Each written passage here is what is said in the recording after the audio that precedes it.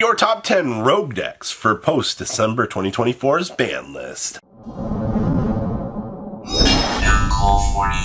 Make sure you guys smash the like and grab that subscribe button so you guys don't miss out on more Zoodiac. So, Zoo is back, and you know, I was kind of hoping we'd get Dryden back so I could actually have some turbo fun stuff out here. And, you know, I am happy to have Barrage back, but no Dryden makes this engine still invalid. The fact that, you know, you've got one rank 4 deck out here that just turbos through Zeus and just tries to play a lot of board breakers, I think this deck will be rogue for sure. Just having that one little special summon extension, but you're playing in Ryzel's meta now. You're playing in this format that is really, really, really bad. And I wanted to try to give this a better place, but I think rogue people are going to play it, but I don't think it's going to really take off. I love Zoo. I love what the deck can do. It's one of the funnest, most stupidest decks you can just turn your brain off and play, but we'll see how it does for the rogue category. Mermail.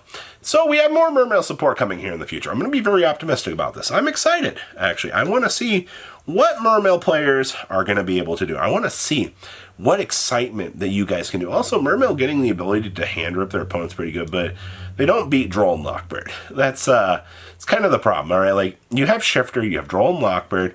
You have so many of these, even like giving your opponent like a Perulia into a Fool Wars, and giving your opponent all those cards you're trying to shave off of their hand with, you know, Mullen Glacia. You want to control your opponent. You want them going into the turn with, you know, your hand knowledge with a +1 unknown. And that's typically fine, but you're not really... That's why I like the Minstrel and all of that is like the go-to. Like, get the hand knowledge, play the game, and set up this big board. You know, Double Toad does wonders, but going second, water struggles. So you have to win a lot of high roll variants to be good. Voiceless Voice. Ryu-Ge? Well, not necessarily. I do think that Voiceless Voice is a decent, solid rogue deck right now. I think that you can play this deck to probably the best of your ability. If you want to play the Ryu-Ge stuff, I think that's fine too. The Ryu-Ge stuff was very, very early spotted in the OCG, just because you have all this ritual overlay that you can do, and obviously, you know, low getting you the ability to kind of be this little consistency piece was kind of cute, but unfortunately, the TCG hasn't really tested out this build yet. It is highly possible that this list could take off, but for all intents and purposes right now, I think Pure is going to be the big win. Hey, I guess you finally have a justification for seeing those ultimate lows hitting $30, which that's still incredibly stupid to me that we've already seen that happen, but okay, that's the situation that we're dealing with right now. So welcome back, Voiceless Voice. Chimera! You know, I gotta say it. This deck is never going to truly die. And the fact that we've had Nightmare Apprentices going up in price fairly recently is also so stupid to be seeing, man. Like, you've got people out here that are willing to spend this $20, $25 price tag on these apprentices just to play this deck. And yeah, the Dark Barrier statue is cute. I don't think, honestly, I don't think a lot of decks have an out to that right now. Actually, maybe that's the real tech choice that this deck needs to be looking at. You need to be considering putting that pressure on your opponent through that barrier statue and putting them into that really bad position that card does. Like, getting a couple hand rips off of your opponent and the rest of what the deck can do isn't really anything too crazy. All right, your best deck in the room is Ryzel, and if you can soft lock them, I guess they can still normal summon over the barrier statue. Yeah. We'll have to revisit that. Ryu-Ge Dinosaurs. So, I'm still going to continue to say that I am so super adamant about this. Dinomorphia and Dinosaurs with Ryu-Ge just seems so fun. You have a walking, talking Macro Cosmo in your deck. You have cool options that you can play. Alright, like, this deck has some of the funnest things that you can do. All right, and one of the things one of my friends was telling me was like, yeah, they looked at the Ryu-Ge cards, that they just couldn't find a build that they wanted to incorporate with the new cards. And I'm like, I don't understand. Like, one field spell gets you one set up in the bench, one in the graveyard, one on the field. You're pretty much off to the races at that point. Like, field spell is full gas in that deck, And it's actually kind of crazy. Now, obviously, the Dinomorphia build, a little bit different, but the Ryu-Ge stuff, I think, is a sleeper deck for your rogue category. Salad. Well, Salad doesn't really care about the wanted Diabellstar stuff. It's truly the one fire deck that kind of got off scot-free out here, because like they're still using, you know, the OTK lines of Yield Pyro Phoenix, but I think this will actually kind of put down some pressure on the fire stuff to kind of allow Salad to get a little bit cheaper. And when a deck gets cheaper, that means that more people will probably be drawn to it as a consideration for Rogue. Salad has always been a fan favorite. Granted, you know, you don't have anything really too strong coming for the support lines right now, but that's not going to stop anybody from wanting to pick this deck up and have some fun. I mean, you also just got some pretty awesome QCRs. Your place in the meta is going to be very extremely rough. You're going to have some of the biggest uphill battles that I think that you could ever actually have to deal with trying to go forward.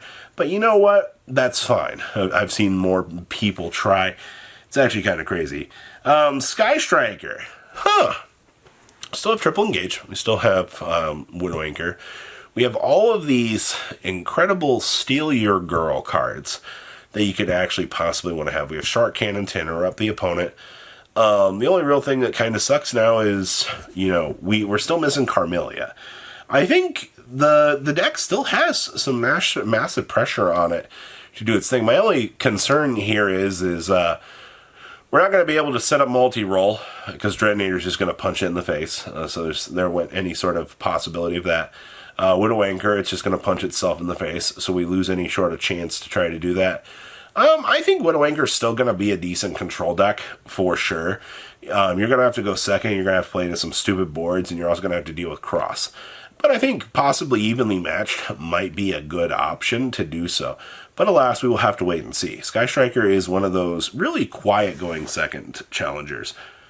Hi, Runick. So, this is so hard to say because Runick, if Skill Drain was still around, might have had a chance.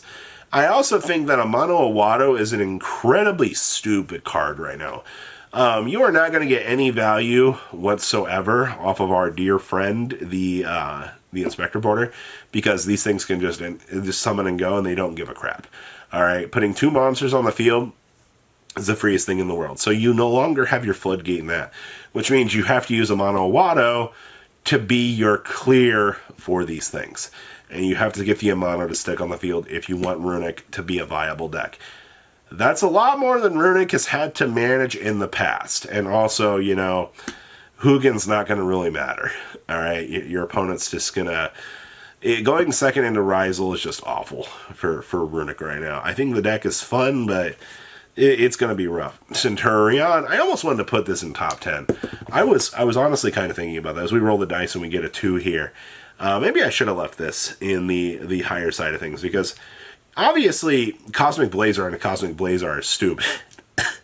I think that's it's probably the reason why this build is super consistent, able to do this. Also, the Bysteel package. Bysteel stuff, being able to hit some lights and being able to hit Meteor Logic will put you in a decent position in certain matchups.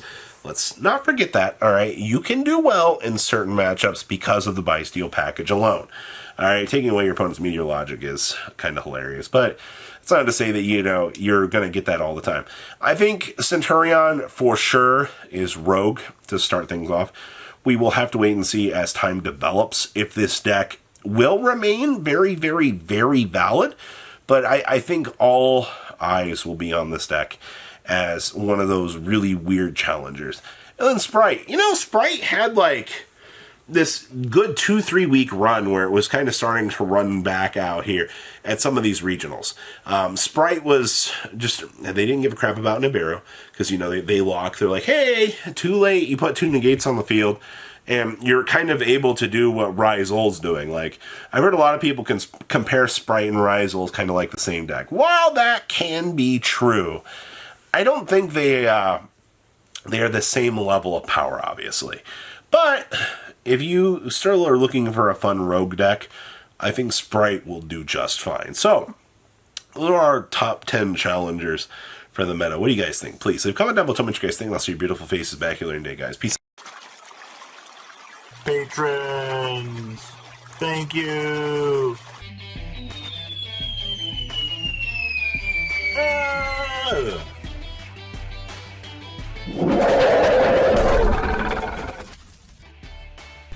Thank you so much for watching. Check out these other videos.